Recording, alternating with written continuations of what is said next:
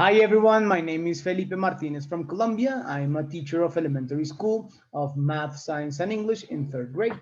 Among the topics that I mentioned in my previous video, I mentioned the importance of emotional engagement and general feeling of well-being in virtual learning. And one of the tools that I use and that I enjoyed the most using in class is games.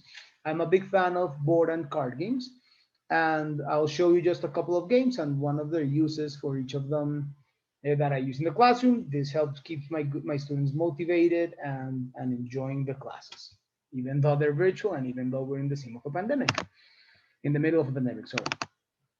This game is called like number search. The name in Spanish would be Sopa de Números. And the idea is this. You have a grid of white cards that have numbers, and then you have either two or three black cards with a single digit. You put the cards together, the black cards together, and that becomes your target number. The goal of this game is simple.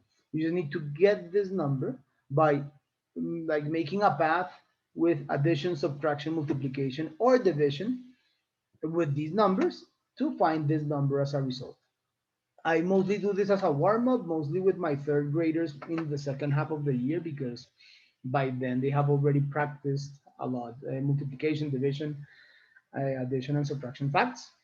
And I'll just show you more or less how it goes. So a good thing about this application is that the kids can actually write like on your board, right, on your screen. So maybe you can go like this. You could say something like 3 times 10 equals 30 plus 12, 42 plus 3, 45 plus 1, 46 and 3 away and I have a 3. Well, but that's the idea, right? That's basically how you want the kids to work. You want them to add, subtract, multiply, and divide to get the goal number as efficiently as they can. Then the kids are going to share their paths and share their answers and share how they reason, which is again in learning terms super useful because kids are sharing their mathematical reasoning, and it could be for your students, sorry, and for you as a teacher, mind blowing with the amazing solutions that they can come with.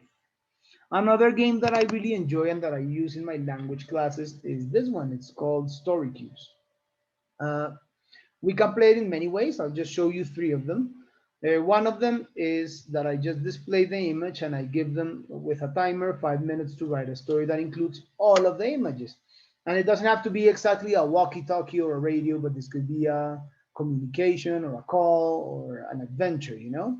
This doesn't have to be necessarily a chest with full of treasure, but it could be money, it could be riches, you know, it could be a treasure hunt, it could be many things. Once the time is over, I choose randomly a couple of kids to share their stories. And as long as they mention one of the ideas, I start marking the dice that they have used. They find it interesting, they find it challenging, and that promotes their joy for writing in general.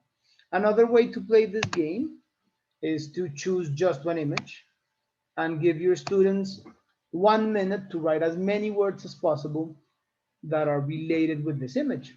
So, for example, here they can write wood, chest, gold, shine, treasure, money, diamonds. And again, you will be mind blown by the idea that the kids come with. And you're going to see many of the kids that are normally bored or don't want to raise their hands, raising their hands, wanting to share their ideas. For example, with this image, they can get really excited.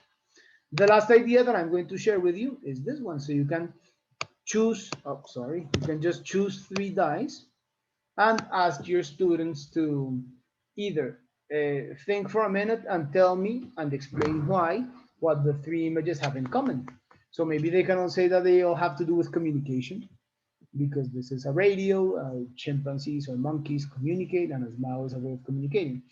Another thing that you can do with the same idea is asking them which one is different and why. They could say maybe that this is different because this isn't alive, while the monkey and the person are alive.